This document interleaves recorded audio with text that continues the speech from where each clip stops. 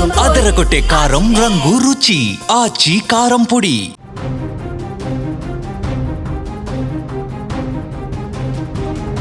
Breaking చూస్తున్నాం. తిరుమల శ్రీవారి ఆలయ పరకామణి కేసుతో లింకున్న ఫిర్యాదుదారు గుంతకల్లు రైల్వే సిఐ సతీష్ కుమార్ మృతి కేసు పెద్ద మిస్టరీగా మారింది.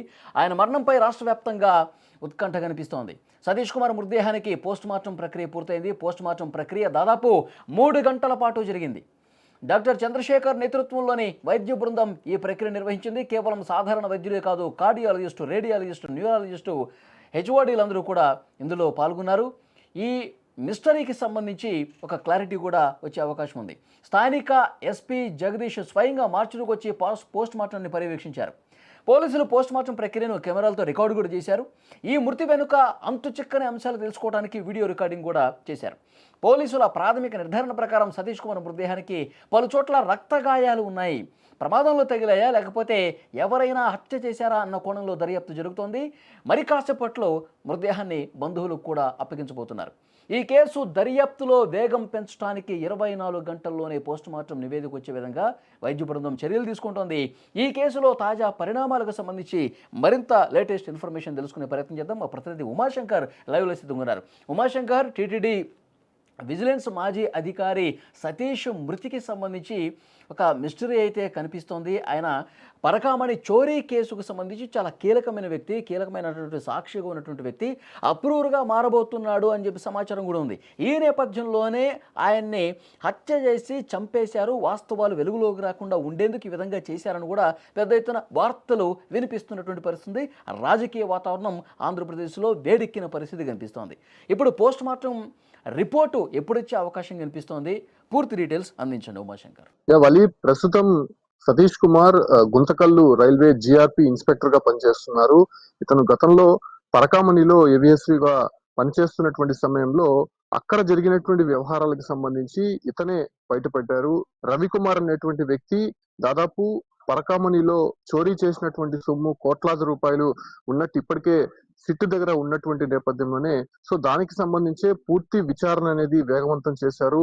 ప్రస్తుతం ఏదైతే 2023 ఏప్రిల్లో ఈ ఒక సతీష్ కుమార్ అనేటువంటి వ్యక్తి రవికుమార్ ను పరకామణిలో దాదాపు $990 అతను చోరీ చేస్తుండగా రెడ్ హ్యాండెడ్ గా పట్టుకున్నాడు. అప్పుడే అతను కేసు కూడా నమోదు చేయడం జరిగింది, చార్జ్ షీట్ కూడా వేశాడు. అంతలోనే రవికుమార్ దగ్గర ఉన్నటువంటి ఆస్తులకు సంబంధించి అప్పుడున్నటువంటి అధికారులు కావచ్చు, అంటే పాలక మండలి గుర్తించి దాన్ని రాజీ చేసే ప్రయత్నం చేసింది. ఈ మేరకే టీటీడీకి సంబంధించి 14 కోట్ల రూపాయలు విరాళంగా, అంటే గిఫ్ట్ డీడ్ కింద రాసిచ్చినటువంటి పరిస్థితి కూడా కనిపిస్తోంది. ఇవన్నీ రాసిచ్చిన తర్వాత మిగతా సొమ్మంతా కూడా అప్పుడు అధికారులు వాటాలు వేసుకొని పంచుకున్నారు. ఈ క్రమంలోనే సతీష్ కుమార్ పైన, ఎందుకంటే రవికుమార్ పైన సతీష్ కుమార్ కేసు నమోదు చేశాడు కాబట్టి ఇతని పైన ఒత్తిడి తీసుకొని వచ్చి ఆ కేసును రాజీ చేసేటువంటి ప్రయత్నం చేశారు. ఇందులో భాగంగానే టీటీడీ పాలక మండలి కూడా బోర్డు నిర్ణయం తీసుకున్న తర్వాత దాదాపు సెప్టెంబర్ 30 తారీఖున లోక్ అదాలత్ లో రవికుమార్ కేసును సతీష్ కుమార్ రాజీ చేశారనేటువంటి విషయాలు బయటకు రావడంతో ప్రస్తుతం కూటమి ప్రభుత్వం ఏర్పడిన తర్వాత దానిపైన ఒక వ్యక్తి రిట్ పిటిషన్ వేయడం జరిగింది. రిట్ పిటిషన్ వేసినటువంటి సందర్భంగా హైకోర్టు కీలక వ్యాఖ్యలు చేసింది.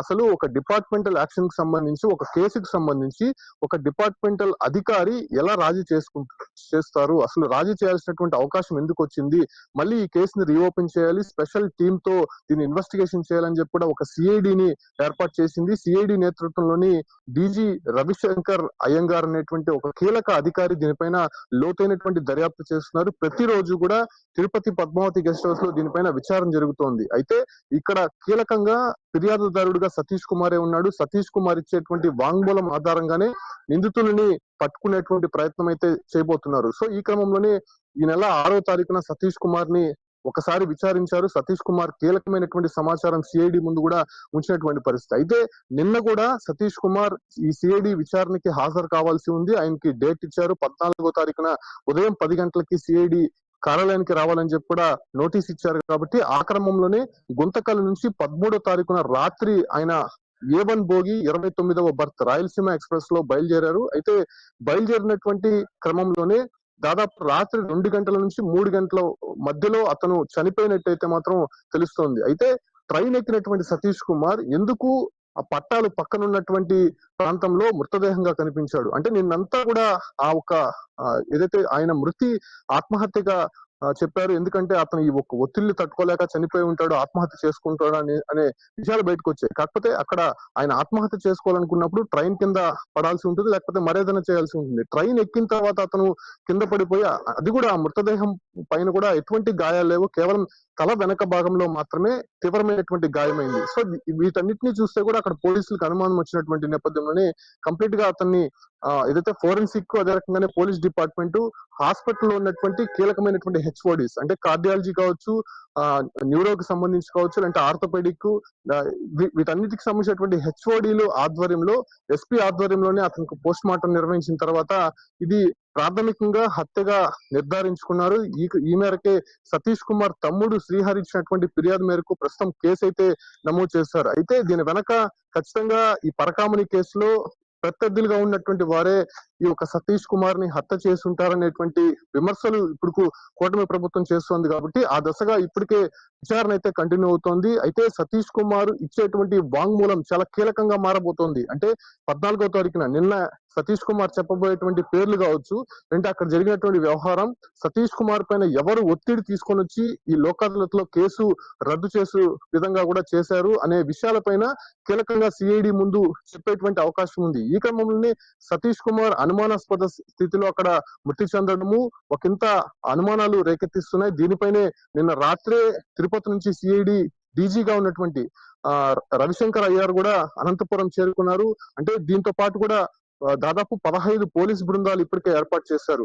దాంతో పాటు కూడా రాయలసీమ ఎక్స్ప్రెస్ లో A1 బోగిలో ఉన్నటువంటి ప్యాసింజర్స్ లిస్ట్ ను మొత్తం కూడా ఇప్పటికే తెప్పించుకొని వాళ్ళందరితో కూడా మాట్లాడుతున్నారు. సతీష్ కుమార్ 29వ బర్త్లో ఉన్నాడు కాబట్టి సో ఆ ఒక్క క్రమంలో అర్ధరాత్రి సమయంలో ఏదైనా ఎవరైనా వచ్చారా, లేకపోతే అక్కడ ఉన్నటువంటి సిచ్యువేషన్ ఏంటి, ఏదైనా శబ్దాలు వినిపించాయా అనే విషయాలపైన కూడా ఇప్పటికే ఆరా తీస్తున్నటువంటి పరిస్థితి. కాకపోతే ఇది ప్రాథమికంగా ఒక హత్యగా నిర్ధారించుకున్నారు కాబట్టి ఆ దశగా ఇంకా లోతైనటువంటి దర్యాప్తు అయితే ప్రస్తుతం కొనసాగుతోంది. అయితే పరకామణి కేసులో రవికుమార్ కి సంబంధించి ఇప్పటికే దాదాపు కోట్లాది రూపాయలు అంటే 100 కోట్ల రూపాయలు అతను దోచేశాడు.